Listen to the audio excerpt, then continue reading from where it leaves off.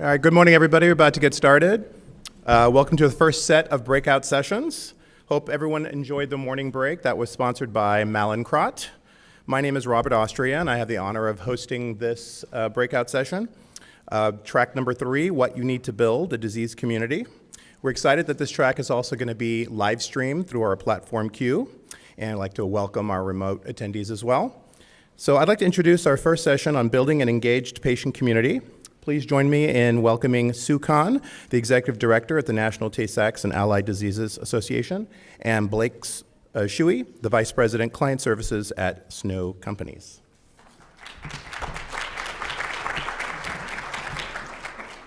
Thank you so much for having us here today. My name is Blake Shewey, and I am from the Snow Companies, which I will talk a little bit about in terms of how that connects with this community. But just a short little story first about my journey here. I live in the San Francisco Bay Area, and I was on the way to the airport yesterday in Uber, one of those wonderful shared services, and we got hit by a semi-truck.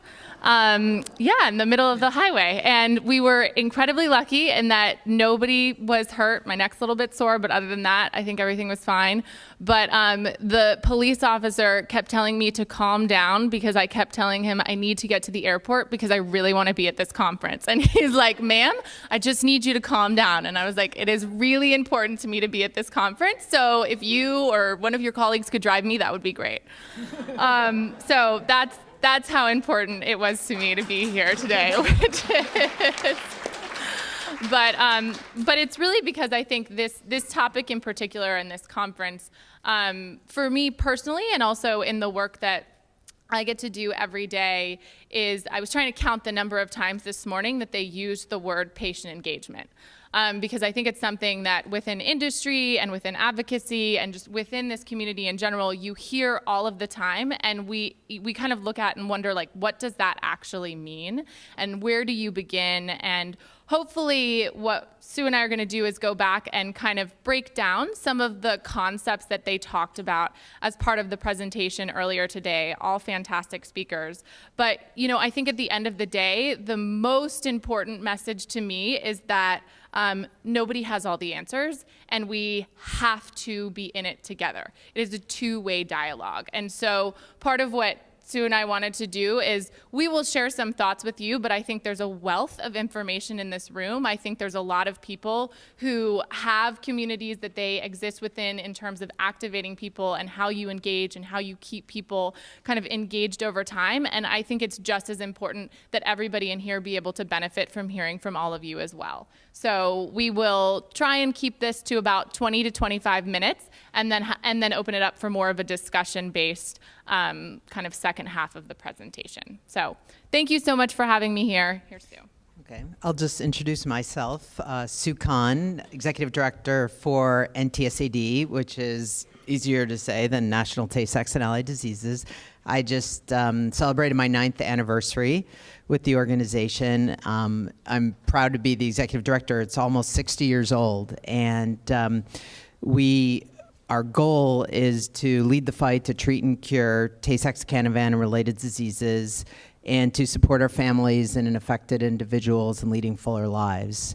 And there are no treatments for our diseases. They're neurodegenerative. They're always fatal in children and progressively debilitating in adults. So we've been on this road for a long time. We hope we're making progress, but as you know, it is a bit of a journey. And so the comments that I'm going to make today are from the perspective of being within a patient advocacy group, and those will combine with Blake's perspective, which is a little bit different, and hopefully cumulatively we'll have some lessons that will be instructive for you.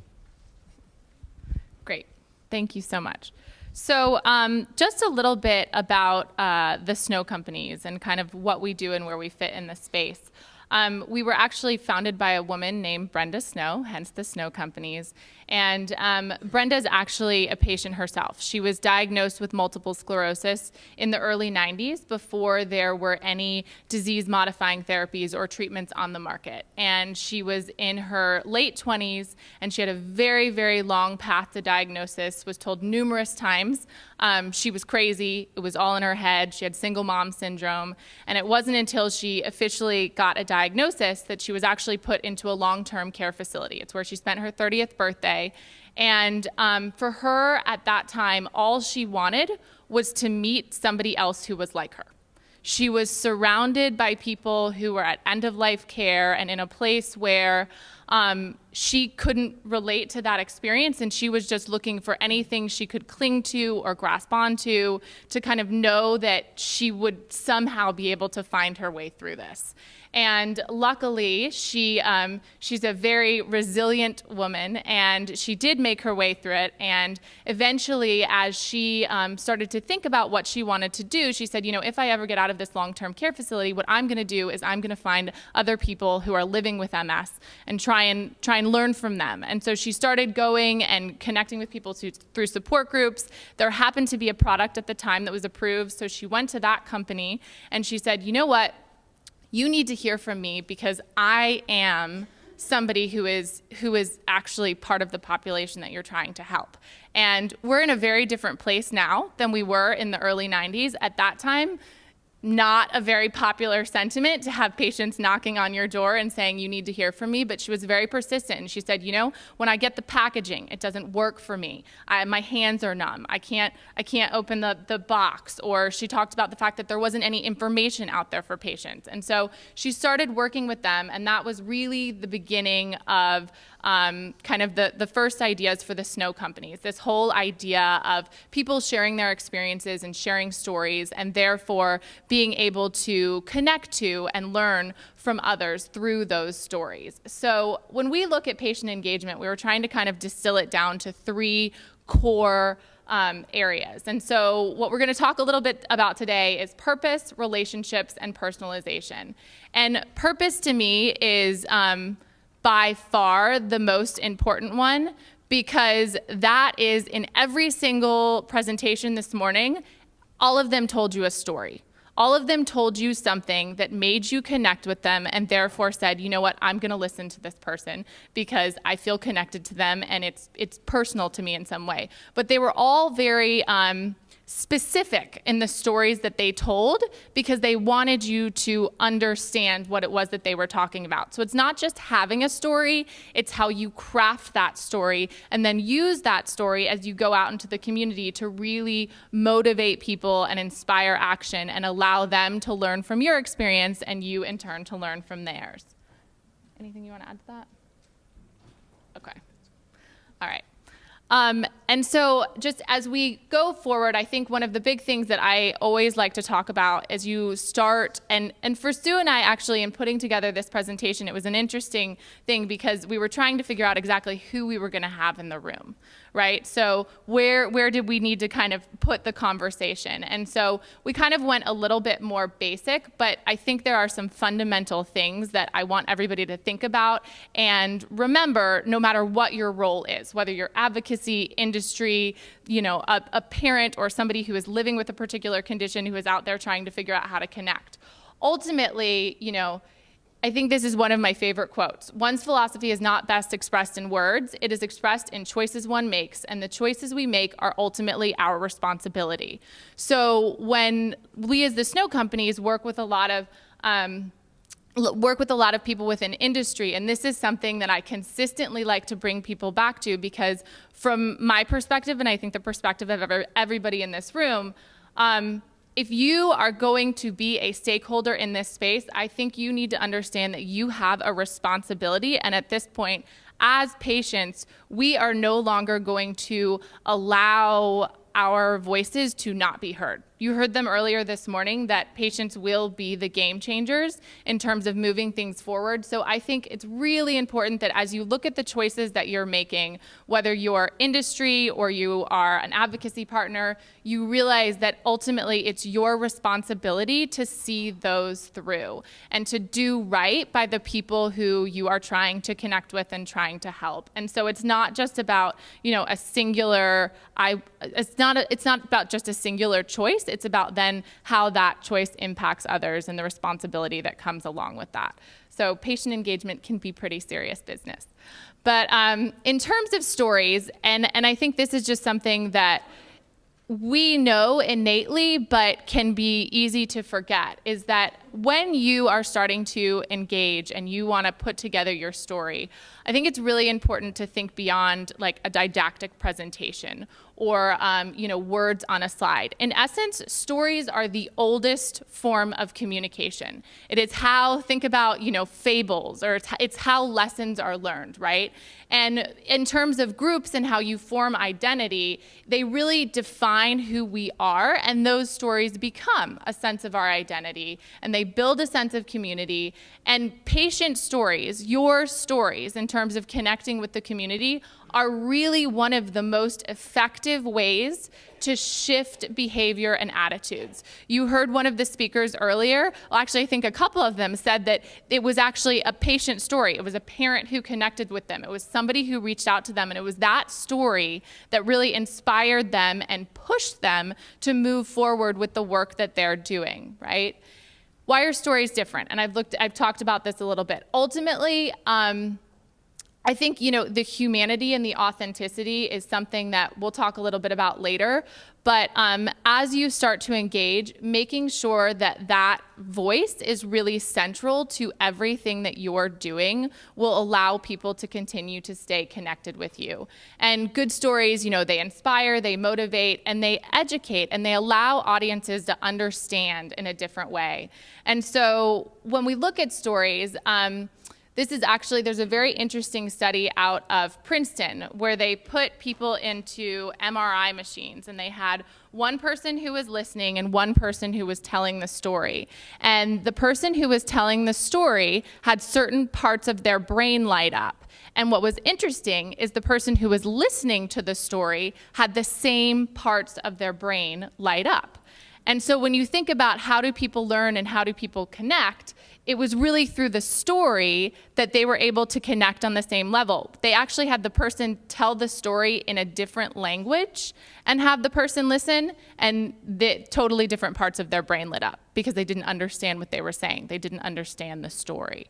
So when you think about kind of your purpose, and I know that this may seem a little bit fundamental, but when Sue and I were talking about kind of as people go out and start to engage, you want to be really clear on what your story is. You want to be clear on what your ask is, and you want to be deliberate with what that is, right? You heard earlier as the keynote speaker was talking about, even when you think about drug development or things like that, you want to be very specific. It's the same with your story. You want to think about what your goal is, where you're trying to go, and how you're going to bring people along with the story that you've put together. So this morning I was thinking during the keynote, it was an amazing presentation. Each slide we could have spent probably an hour on. There was a lot of meat there. And I was thinking about it's all good, but before we can do that work, we really need to start connecting. And so this is really taking a step back, because I was thinking about patient engagement. Before involving people, first they have to feel like and when you were talking about Brenda Snow, that she found someone like her that she could talk to, who understood her, that if you can give information that people are seeking, people feel supported. They're connecting with, whether it's knowledgeable people in our office that are called, or we're introducing them to other parents, or we're introducing them to scientists or physicians. They're getting the information they need, because chances are when they were diagnosed with the disease or their child was diagnosed, the doctor said, oh, this is the first time I've ever seen this disease. So they need to feel supported. They need to feel part of a community. And then there's a tremendous amount you can do. One of the things that just want to point out in terms of building trust and feeling part of a community is that at one point in the past at NTSAD, some parents, they have a lot of choices about, let's say with the child, as the disease progresses, they may have the option to choose interventions, feeding tubes, things like that, or they have the options not to. And at one point, some parents got critical of other parents for the decisions they made. And we really made clear from that point on that it has to be a judgment-free zone, and to create the community, to create support, that people have to feel safe in whatever choices they make. So I think, again, almost as like stage 0 before you get to engagement, you have to build this community where people feel supported and trustful, and people are going to be coming from all different places. So that's something to recognize. Great. All right. So the second piece of That was a good introduction to relationships. that was a great introduction into relationships. The second piece that we wanted to talk about as you start to think about how to build an engaged community is relationships. And relationships can mean a lot of different things, but we wanted to talk about 4 core things: transparency, understanding their needs, thinking innovatively, and planning ahead and planning often. And Sue hit on the transparency piece. I think it's really important as you start to engage that you keep that trust central to the relationships that you're building, and that you recognize that there has to be two-way communication. It's not just about you pushing information out there, but it's also about understanding the landscape that exists already. So if you are in a disease state where there is already some work that's being done, I think as you start looking at engaging, it's important to do your due diligence and understand the work that's already being done, to see how you can potentially augment that or add on to that, or really what remains the unmet need within that area, rather than trying to replicate what is perhaps being done well and you may be able to add to or build on. Because ultimately, this whole conference is based on the idea that we are more powerful together, we are more powerful in our numbers. We don't all need to be going out there and doing it by ourselves, but we need to figure out how it is that we can best work together. Just to continue on that point, actually, so NTSAD works mainly with people affected by one of forms of 4 diseases, the gangliosydoses, which are made up of Tay-Sachs, Sandhoff, and GM1, and also Canavan disease. And so we do continually, when we meet people that are really interested in just their disease, it might be whatever one of those it is, we say, great. If they want to do something separate, we always try to find how can we work together. These are such small communities. We need to work together. So, and in terms of understanding their needs, when we get a call, I think we really want to try to find out, of course, the first question is there a treatment? And the conversation goes from there. And maybe this particular, it's usually a mom or a grandparent that might call, all they want to do is like, okay, I want to start fundraising to fund research. That might be where they want to go. They don't want to talk about anything else. Another person might say, I really just want to talk privately with another mom. I don't want to be out on your Facebook page yet. I want to, whatever it is, it's really important to hear where they are and not just to funnel them into some road that's a single road, because people are going to be at different places. And I'm only talking about just the diagnosis. I mean, really, at NTSAD, we hope to be in touch with people throughout their journey. When I say journey, I'm talking about a long, long time. So understanding their needs is really important.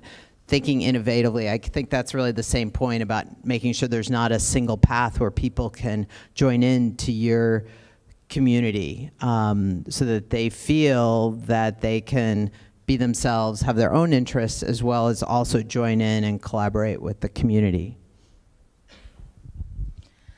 And just to add to that, I think as you start to build a community and you are asking for input from people, it's really important that you have a plan in terms of long term, how are you going to communicate back to people? So having consistent communication over time and making sure that they understand what is being done with the information or the action or whatever it is that they're providing, giving the feedback back to them as to what was the result of that, right? That's how you keep people engaged over time. You have to give them something tangible. It goes back to, you have the purpose, you have a clear ask, but then if you're asking something of people, you need to make sure that they understand what was the result of their actions, right? How if they continue to engage and work and be involved in this community, how is that going to continue to pull things forward? I think the other really big piece is that things are constantly changing. And so I think you have to be willing and able to evolve. And that's where relationships are so important, is because you want to identify, what we call mutually beneficial relationships. So something where you definitely have something of value, whether it be your story, your perspective, whatever it may be that you can provide, and then understanding from those people what they have that they can provide to you in the long term as well, and that will evolve over time. So as you get more people involved in your community, then, like you heard earlier, you may be able to actually move things forward in a different way because you actually have a tremendous amount of people who can push to make a change from the outside that may help to hopefully expedite some of these things like we heard about earlier. Oh, do I have this? Sorry. I have all the toys. So this is just my nice visual graphic of talking about how I think it's really important that we be as leaders in patient engagement and as people who are out there supporting the community, that we recognize that we can really build this bridge. And it is about, for me, I think staying positive and staying authentic. Sue talked a little bit about how sometimes I think there can be, especially as you go out into the community, there can be some people who have very, very valid opinions, but are very negative. And I think as you are building your relationships and building your strategies, you really want to try and find what your common ground is and find what those bridges are and how you can stay positive. Because sometimes, especially when we've worked with people who are newer to engaging in a community, particularly if they have been a little bit disgruntled or haven't gotten the answers that they want, there can be a tendency to really pull towards the negative, which is sometimes where people need to be for a period of time. But for you, in terms of really kind of pushing forward with an engaged community, you really want to keep that positive element and look at who all of your stakeholders are and recognize that everybody, whether it's HCPs, industry, advocacy, individual people or families, everybody brings something of value and there is a commonality there. And so just making sure that you keep that in mind and that organizations change over time as well, right? You may have had an experience with an organization in the past that wasn't a good one, and the organization may have shifted and be in a different place. So just recognize as you're kind of growing your community that they're all living, growing organisms, and things can change over time.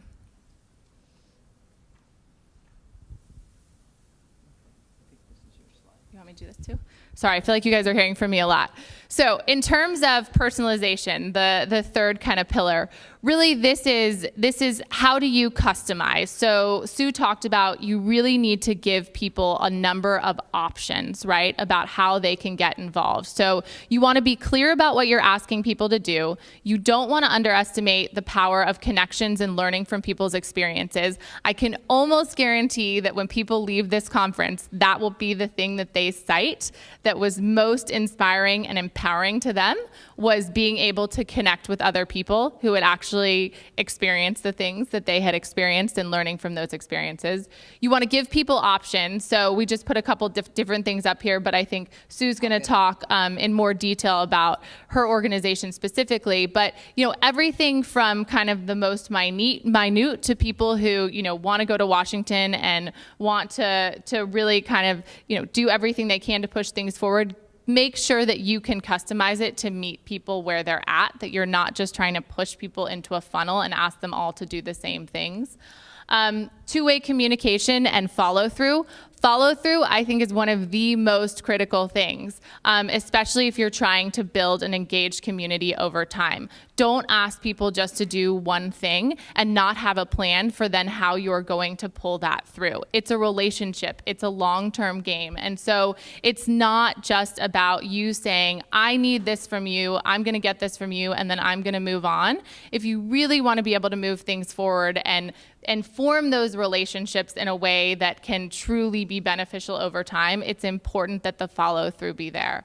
And then the last couple things that I wanted to talk about related to this is there's different types of community members. So at the Snow Companies, we work a lot with what are called patient opinion leaders. So these are people who have chosen to be very involved and engaged and have done a lot of these things in terms of building the community around them. And have really risen to the place where we partner with them as a company and with other life science companies a lot of times to get them into what are kind of the decision-making roles in a lot of those organizations. So you heard earlier, you want to get people involved earlier and earlier, and we'll talk a little bit about the ways that you can get involved. But organizations are moving to a place where during clinical trial development, they want to have meetings where they can hear from people who are living with that particular condition to understand what is important to you, so that when they're setting up their clinical trials, they actually will refine their clinical endpoints to be something that is consistent with what is shared with them by the community in terms of what's meaningful from a quality of life standpoint. There are patient opinion leaders we work with who sit on what are called advocacy councils. And so basically they counsel organizations as they're looking at their different educational initiatives and things like that around, is this truly a need within the community? Is this something that a company just thinks is going to be great to put out in the space? Or is this actually something that the community needs? And then they do, co-content creation. So they actually give them a seat at the table. And that is what I think, for me personally, I feel like that is my life mission, to make sure that when all of those key decisions are made, there is always a patient or somebody who is living with that condition at the table, because I think ultimately, you're the ones who are going to be impacted by it, and I just think that's such a critically important thing that we need to continue to push for. And luckily that it seems within the community and within industry, I think that they're becoming much more open to this idea of how do you partner and work with and engage with patients. And I think the other piece of that is that then the information that is provided needs to be as transparent and unbiased as it can be. Because as a patient opinion leader or somebody who's looking to build a more engaged community, you're disseminating this information back into your community. And so you have a responsibility. It goes back to that quote at the beginning, but you have a responsibility to make sure that that information is validated and is something that is something that can be, the way that Sue said, just put out without judgment in some ways, right? Get people the information they need, and then they can make the decisions that are best for them. It's not about us making a decision for them. Knowledge is power. You got to get them the information so that they can make those decisions. And then the last thing, which I think, whether you're talking about, building a group on Facebook or building something larger, people like to be recognized. When somebody does something for you, whether it's posting their name on a plaque or putting their photo up and saying this person sent this in, it doesn't have to be something huge, but as you're building these communities and starting to look at who your key stakeholders are, it's important that you recognize people when they have chosen to step forward, and it will encourage them over time to continue to be engaged. Because like I said, if you are able to illustrate to them, here's what we did as a result of the information or the feedback or the action you took, that's one thing. But also if you're able to publicly recognize, not only does it recognize them, but it also can help to raise awareness, and other people see it and say, wow, I want to be recognized too. I want to be part of that. I want to help to move that forward. So I think this is where we're going to get down. Oh, sorry, these turned out to be so small. But I will let you know what's on these examples of how you might jump in to get people engaged. And actually, I think that there's a couple levels. So as we talked about, meet people where they are. There might be someone, they're busy taking care of their family, but they do want to connect with other parents. So we have a closed Facebook group that people can enter and be part of that conversation. And that's kind of one of the simplest ways of engagement. And what that allows them to do, first of all, it allows them to tell their story. It allows them to get information. It allows them, even for some of our parents who are bereaved, to feel like, oh, okay, now my purpose is either getting support from these parents, or maybe I can even help other parents. So that's an important form of engagement for a lot of our families. I would say that another kind of step one type of engagement might be just attending our annual family conference. In the spring, we'll have our 39th annual family conference. It's really evolved over the years, as you can imagine, but it's a place where people come for many different things. Some to get support. We have the support groups. They get information. They bring all their kids, so their siblings get connected with other kids who are in similar situations. The researchers come and give updates on their research so they can interact with the research. It's really a place that I see as kind of it's the network, it's the ecosystem of our patient community, and there's nothing like face-to-face connection and having a conversation one-on-one that really is so impactful. And we've had, I think one of our dads has been to every single one except one of our conferences, and for our 40th. The following year, we're actually going to have a reunion. So maybe the next step of engagement is to attend it. Maybe down the road, you could help people help plan it. They could facilitate a group. There's a lot of the next forms of engagement in what our conference is. I don't really set the agenda. It's our parents that plan it. And actually, I brought 2 handouts today for those of you who are interested. One of them is a handout about what if you've never had a conference? How would you, and Alan is holding it up, how might you think about your first annual family conference? And just as some starting points, because I think in the work that we've done over the years, it's been so powerful. And it does feel daunting because it can be a lot of planning, it can be expensive, but like everything, it's just about taking the first steps. I think a lot of our parents then also, like they said, they might want to get involved in fundraising. And for a while, people were a little bit skeptical about where does this money go? I just want a treatment.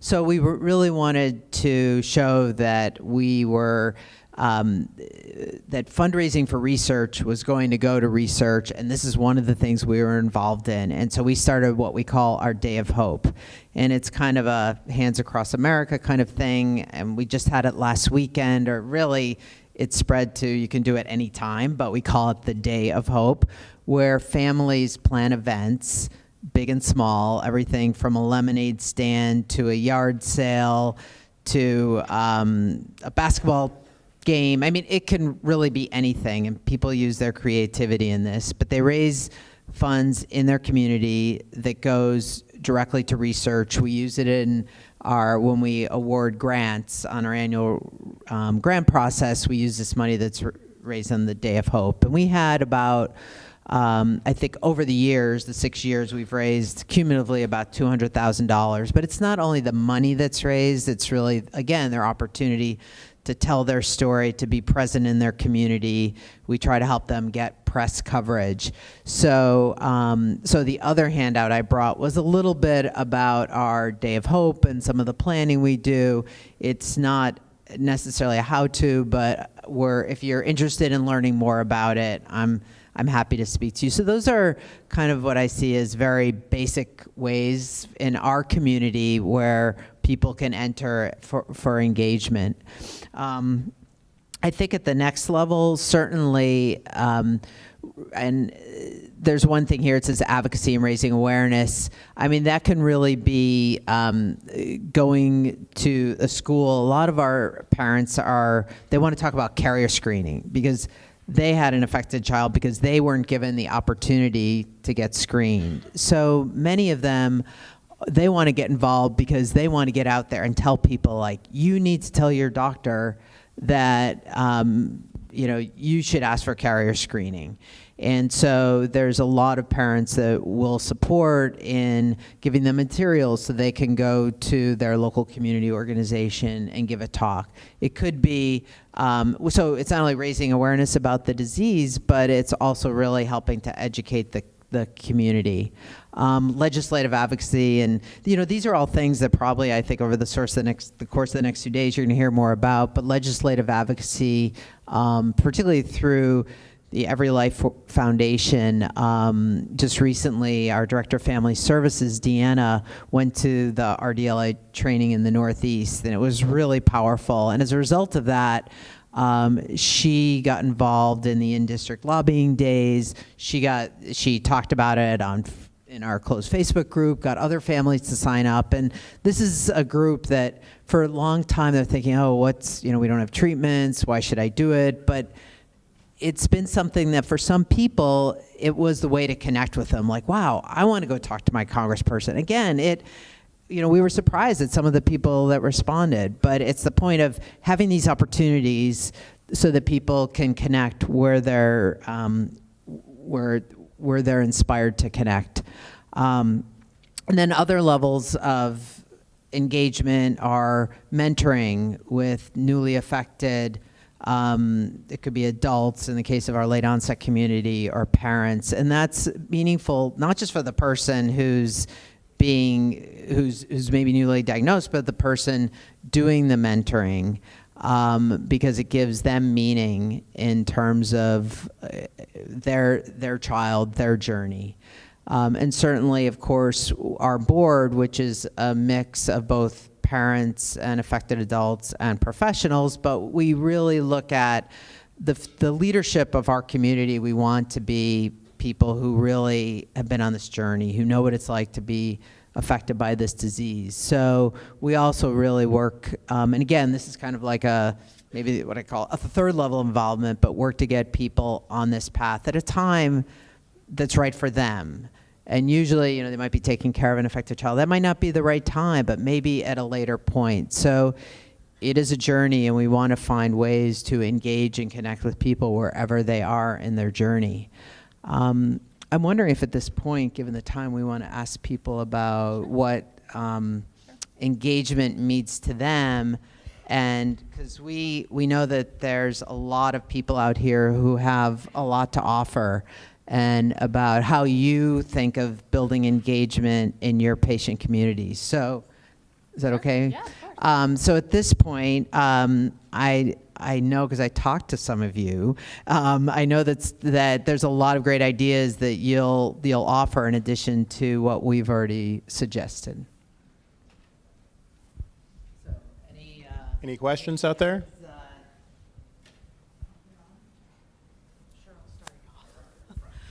So our patient constituency. Hi, my name is Amy. I'm Amy Lietman. I'm from NTM Info and Research. Our patients have a lung disease that is caused by an infectious agent. It's not considered to be transmissible person to person, but our patients tend to feel stigmatized. They do a lot of coughing. They have to clear their lungs. And because of the name of the pathogen, people get very freaked out. They tend not to understand it. Some of the patients even have like problems with their family members not even wanting to like hear about it, or their family members are like afraid to have them around at like, you know, the holidays and stuff.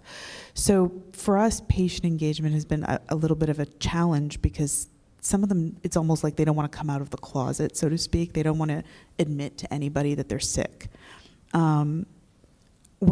We're still trying to figure out ways to overcome that. I'm not even sure how. You know, we don't want to force them. We understand what they're going through. I mean, but it's very difficult. We're still trying to find ways to overcome it. We give them materials that they can give to people that explain that, you know, no, they're not contagious, and, you know, this is what the disease is, and this is why they cough, and in fact the coughing is good for them. It helps them stay healthier. But do you have any insights into patient communities where it can be tough to draw them out? Oh, somebody does. Somebody has something. So, hi, I'm Amy too. I'm Amy Lossy, and I represent a condition that actually has quite a bit of stigma. People who are born, women who are born with an incomplete reproductive tract, and you find out at 16. And so you have a lot of privacy issues. You have a lot of very similar stigma issues associated with this condition. And so what we end up doing is, we were very fortunate. We had someone who was willing to talk about it publicly. She actually talked about it on Survivor. And it's getting that person who is willing to say, I have this condition, and who's willing to stand up on a public platform and say that. And, you know, we started it first by publicly talking about the fact that I have MRKH. I was born without a uterus. I was born without the upper portion of my vaginal canal. I clear rooms when I say the word vagina. So, you know, if I can start talking about vaginas to you Uber drivers and the entire community, then that's really what it takes, because the only way you erase stigma is to bring it into the light. You know, stigma hides in the dark, but when you can start talking about it, and it's just one brave person, then multiple people talk about it. When I started my foundation in 2012, no one would publicly admit they had MRKH. Today, we have a lot of girls who are young. Some of them are under 18. Most are under 30, proudly saying, I have MRKH, and, you know, talking about it on Facebook. It takes one person. Yeah, that's what I was going to say.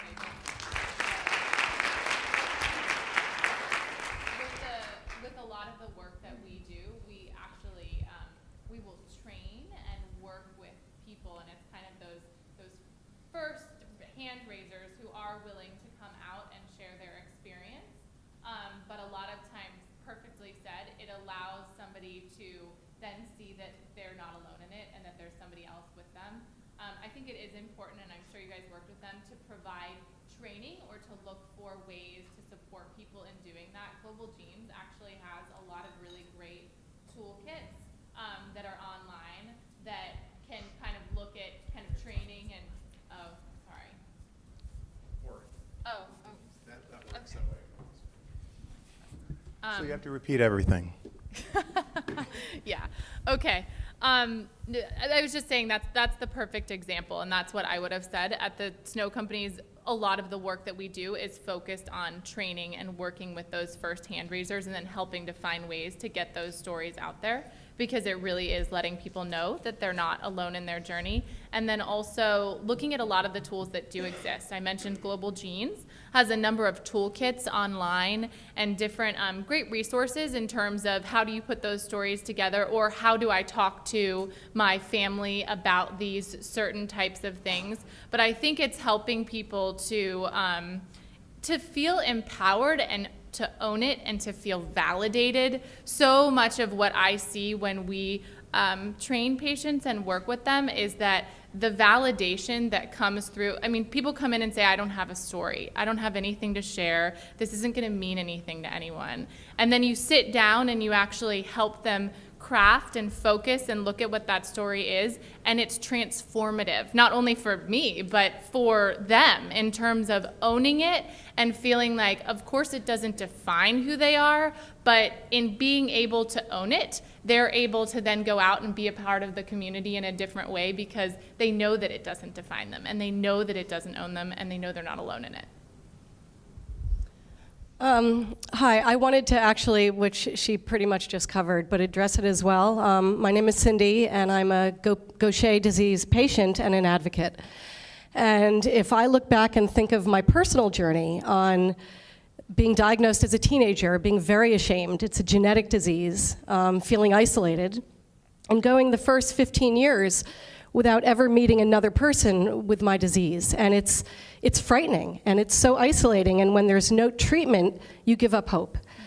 And I think what personally for me was that once I started meeting other patients and understanding that others are going through it, I became a little less ashamed, and I started to come out of my shell. But I needed a peer to do that. I needed another patient because I was, as a rare patient, you're being talked at all the time. And no one's really understanding personally what you're going through. So I think some sort of mentorship program where patients can engage one another and help one another on their own personal level is what really, truly helps the transformation of a patient.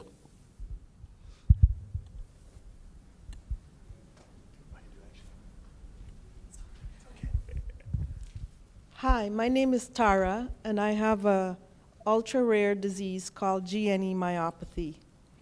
I think you asked the question about how do we engage others, other patients. Yeah. So last week, we had our first ever patient webinar. And we had patients from all over the world, different time zones, joining our webinar to talk and discuss about our disease. Not only that, we have Ultragenyx, a pharmaceutical company, and the NIH and the Neuromuscular Disease Foundation contacting patients and trying to get us motivated to help with the research and with trials that's going on. And so that's really good engagement. Usually we think about biopharma companies as our enemies. But I see them as our partners.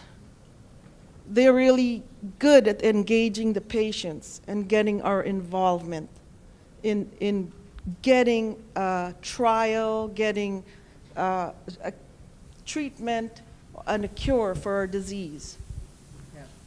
Thank you so much. That's really a great point, and I didn't even talk about that. And we're not at the point where we're formally working with any companies, but we have had some come to our family conferences and these past 2 years do assessments with our late onset community to build the natural history and to all that understanding that has to go into clinical trials. So certainly a huge part of engagement is around that whole piece of things. And when we think about, like, even when Dr. Ring showed one of his graphs that showed, from start to finish, all the different points along drug development. And at each point, you could map a place where you have different types of patient involvement. So yeah, that's great that you had this global involvement in this webinar and really getting traction. I think we have time for one more question before we break.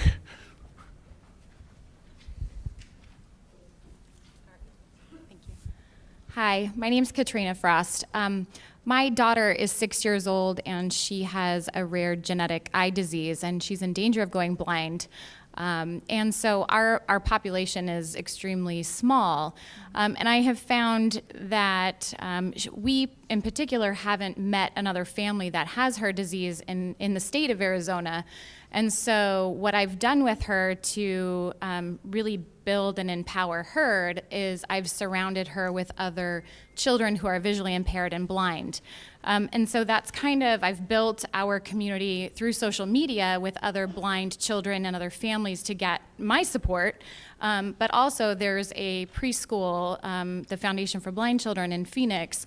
And so we participate in events with them and do, holiday events and other things. But basically that's to kind of bolster relationships and support for not just me, but obviously with Kaylee, so that when she gets older, she can rely and engage with other children and really kind of build relationships with them to kind of bounce off of, and in hopes that she can learn technology through them, she can start gaining more information and not just rely on me, but also the blind community you kind of can go one way or the other. You can shut in, and or you can go out into the world and figure things out. And so I just want her to take off and to be successful, obviously. And so I'm the only one that can kind of get her out the door and to do that. And I don't want her to obviously be shut in. And so I can empower her by involving her and engaging her in the community. So. That's great. Any closing remarks? Well, there was a last slide, but one thing I just want to remind people, if anybody is interested in the handouts about an annual family conference or Day of Hope, they're up here. And as our closing remarks, do we want to, Do you want me to? do you have anything? Sure.